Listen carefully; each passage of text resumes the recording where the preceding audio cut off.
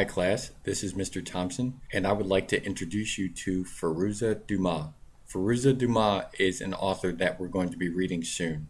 She wrote a memoir called Funny in Farsi. What's a memoir, you may ask? It's kind of like an autobiography, but it really focuses on the specific moments of her life that made a difference rather than her whole life in its entirety. Firuza was born in Abadan, Iran in 1965. You may remember Iran from being in the news about their nuclear arms program. Here's Iran on the map. Now that you know a little bit about Firuza Dumas, watch the following clips of her talking about her book. Pay close attention to the problems she faces by being Muslim and Iranian in America and jot them down. Your list should have about 10 different things on it. You'll need your list for the activity at the end of the videos. Let's begin. Well, thank you for that welcome. My name is Firuza Dumas, and I came to this country in 1972 from Abadan, Iran. My father was an engineer with the National Iranian Oil Company, and he was given a 2-year assignment to come to America to help an American company build a refinery in Iran.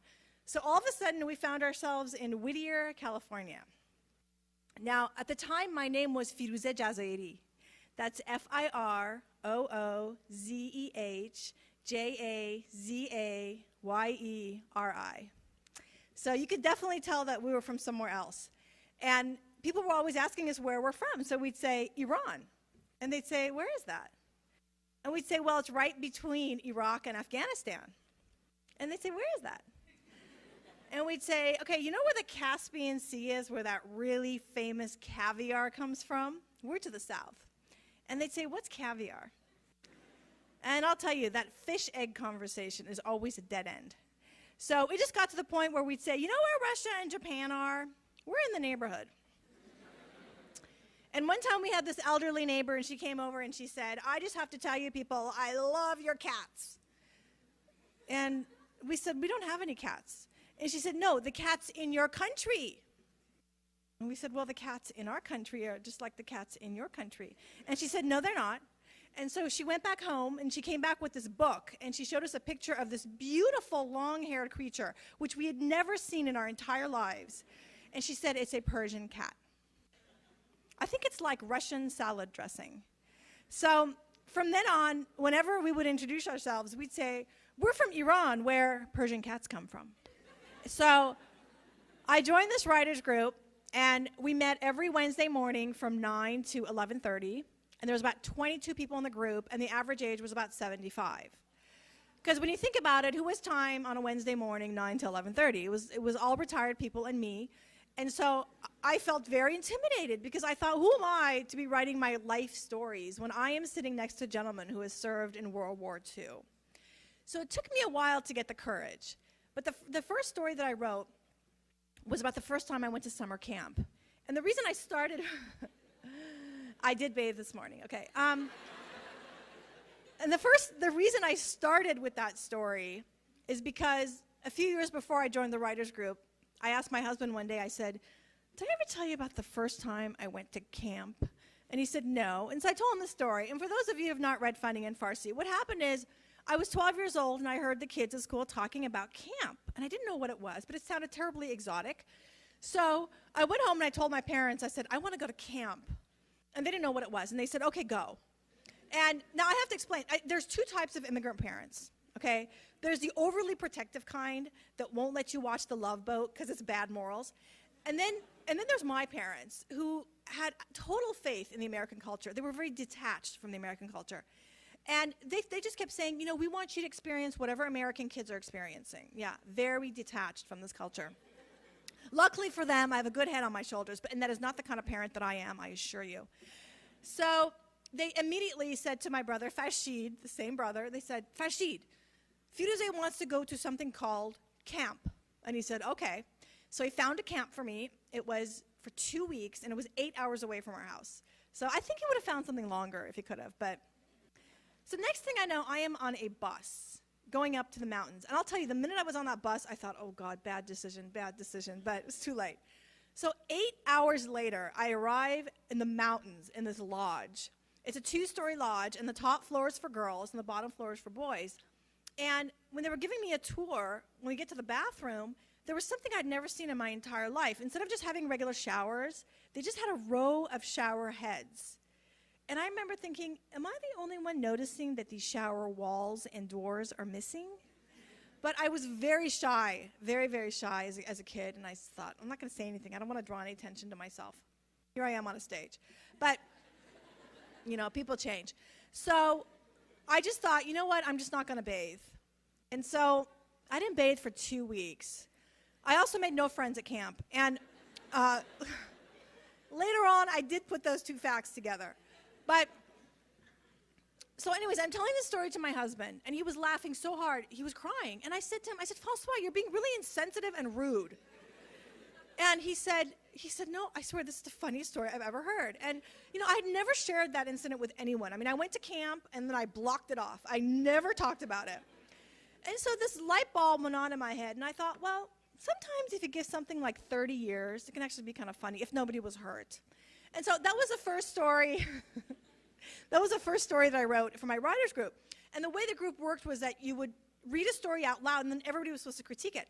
So every time I would read one of my stories, they'd all raise their hands, and I'd call them, and they'd say, oh, that reminds me, when I was 14, I went to baseball camp with my friend Louis, and then I'd hear all about baseball camp. And then I remember reading a story about my uncle Nematola, and they all raised their hands. They said, oh, your uncle Nematola, just like my Aunt Stella. And I heard all about Aunt Stella. Funny in Farsi is a lot also about 70s America, the culture here. So some of the stuff, like you cannot translate shake and bake. No, you can't. No. And no. you probably shouldn't. No, you. But one of the stories I'd written about people falling in love in America and the way it's done here, and I said, eyes meeting across a room and va va va boom, and he wrote eyes meeting across a room and bombs going off. Yeah. So you translate that, yeah. And there's a story in Funny and Farsi about Christmas when you're a Muslim, and which was really dull because there's nothing to do, nothing at all. And there's like some Muslim families who will at least put up like a fake Christmas tree or get their kids a few gifts. My parents are totally non-festive, so there was nothing going on. And I wrote about, the bearded fellow going down everyone's chimney. And so my translator wrote, the bearded fellow going down people's chimney. And then I said, well, in Iran, though, what are they going to think? Like Khomeini? I mean, who's a bearded fellow going down the chimney? You're not going to say, that's the thing. You're not going to say, go to bed, little kids, because the bearded fellow's coming down the chimney. Doesn't work. It doesn't work. But then it had to go to the censors. It did. You cannot make a movie or publish a book in Iran without the Censors Bureau. And there's no written rules. You just have to assume, And you were lucky it's an Islamic it came out theocracy. pretty quickly. It did. It only took 6 months. And Ulysses has been 17 years with Well, now it's been like 22 years. 22 yeah. years, Someone okay. translated Ulysses, James Joyce Ulysses, and 22 years, hasn't gotten it back yet from it. Yeah, no hurry. But you said they say that we're a pace of slow life is culture. slow, very slow. Where were you censored, mainly? Well, two little things, but the main thing that I was censored, there's a chapter in Funny and Farsi, it's called the Ham Amendment. The Ham Amendment. And it's basically, my father in 1953 was a Fulbright scholar to Texas, of all places, from Ahvaz, Iran to Texas. It's like another planet. So he spent a year here, and he fell in love with democracy, Jell-O, and ham. Oh. And then he went back to Iran, couldn't do much about democracy, but Jell-O and ham. And so you can't, Iran has always been a predominantly Muslim country, so you couldn't really find ham, but you can find it if you need it. So we had places we would go, little British stores, and sell ham in a can. In a can, right. So we'd go, my dad and I, and I noticed like my mom would never go, nobody else would touch the stuff, and my dad would say, Firuze, let's go.